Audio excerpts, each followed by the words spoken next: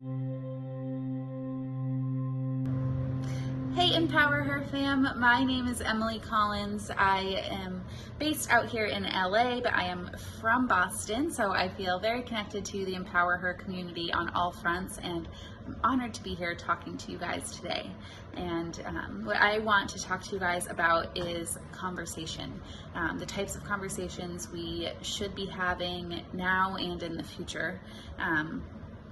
And you'll have to excuse me because I started to write out a script for what I wanted to say, and then it felt kind of phony to be talking about conversation and reading off of a script. So I'm just gonna have a conversation with you guys, so you'll have to excuse me if I stutter or say anything weird. But I want to talk about two types of conversation. So the first type is the easier of the two, right? So the first type of conversation I want to talk about is conversations with people who are on the same side as you.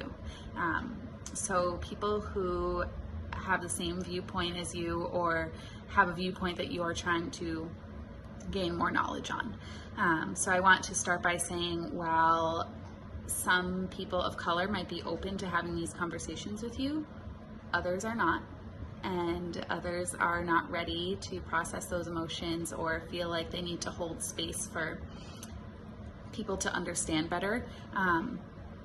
So that's the first thing that you need to understand, and it can be tricky to navigate because you don't want to just reach out to someone and say like, hey, are you ready for a conversation? But tread carefully. But when you are having these conversations, I just have a couple of pointers for you and things that I've run into over the past couple weeks.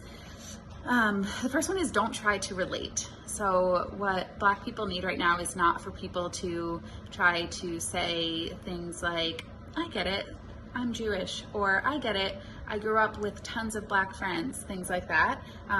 That's great, and nobody's trying to discount you for that, but what we need right now more than people who understand is people who know that they don't understand and are willing to learn, which leads me to my second point. Be willing to learn, be a sponge. I've had a lot of really great conversations of people saying, asking for my opinion on something that they wrote or that they want to post, and just being really open to honest feedback.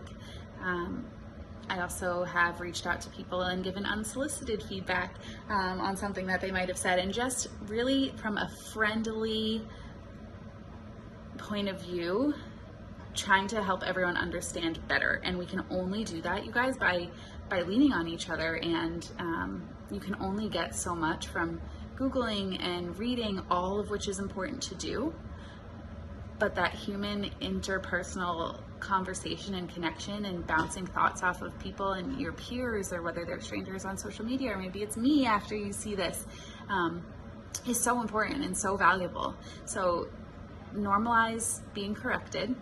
Okay, so if someone disagrees with something that you say, take a second to understand why, and maybe you need to shift your thinking, and that's okay. That's the point of the conversation, right? And just be a sponge. Be a sponge. We don't need people to understand. We need people to learn and be active and stay active. So that's a note on having conversations with people who agree with you.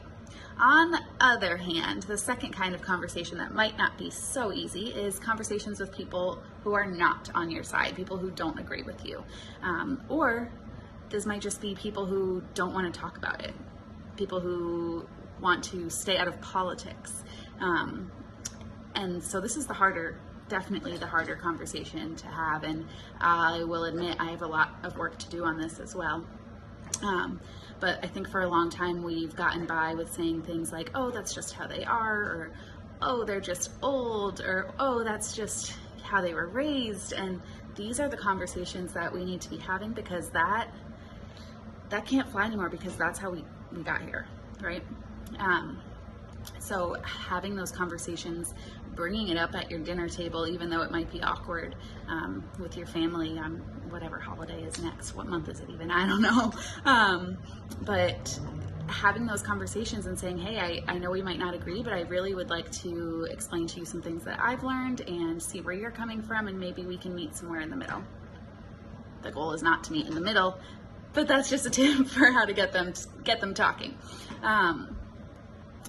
Along with that, just being active allies day to day in conversation. So I'm guilty of it too. I don't think anyone's perfect on this front, but speaking up when you hear someone making jokes or see someone being passive aggressive or blatantly aggressive. Hopefully you don't have to see that, but we can't let these things be normal anymore, and we can't just let it slide by like, oh, look around, like, hope nobody heard that.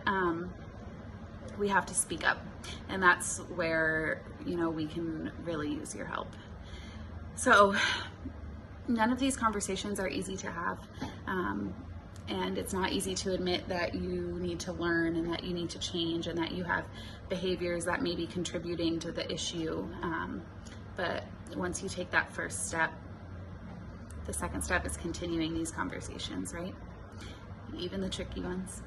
And like I said, not everyone is open or able to have these conversations with you right now, but I want to open up myself to you. I've been having a lot of really great conversations, and feel free to slide into my DMs. I am here for you, judgment-free zone, but the point is to keep the conversation going. Okay? Thank you guys so much. Go empower her. Let's grow this thing nationwide, baby.